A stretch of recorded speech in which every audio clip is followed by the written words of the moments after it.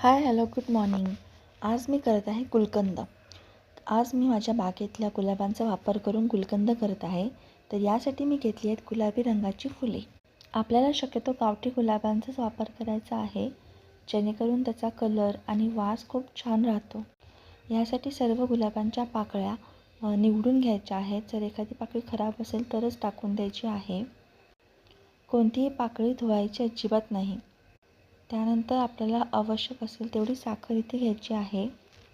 नंतर एका भांड्यामध्ये किंवा काचेच्या बाउलमध्ये साखरेचा एक थर लावायचा आणि त्यामध्ये बसतील किंवा आवश्यक असतील तेवढ्या गुलाबाच्या पाकळ्या रचायच्या.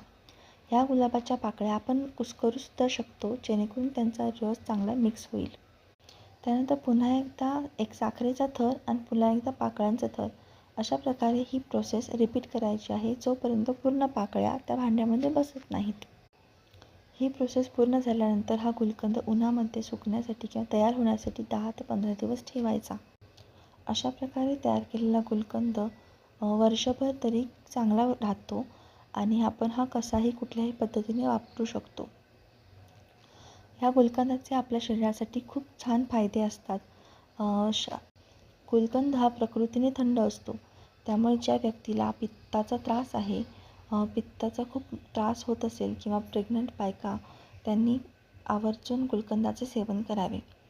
दुपारच्या जेवणानंतर 1 चमचा गुलकंद चावून खाल्ला तर ह्याचे चांगले फायदे बघायला मिळतात.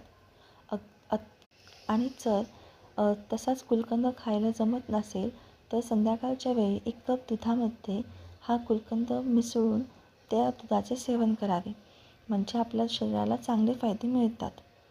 तर तुम्हीसुद्धा मी दाखवलेल्या पद्धतीने गुलकंद करून बघा आणि मला नक्की कमेंटमध्ये कळवा की तुमचा गुलकंद कसा झाला आहे. फॉलो करायला विसरू नका. Thank you for watching. बाय.